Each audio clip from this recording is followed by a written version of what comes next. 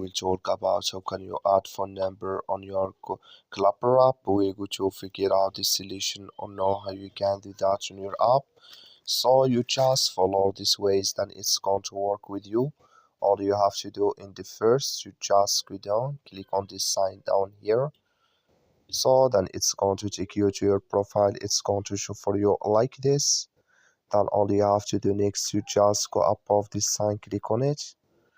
So then it's going to take you to this list. It's going to show for you like this here.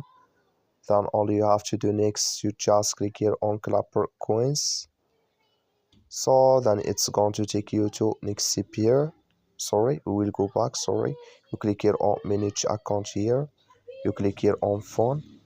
So then here can you add your phone number? Can you select your country here? Can you select any country? Then add your phone number. Click on send code. Then it's going to add with you.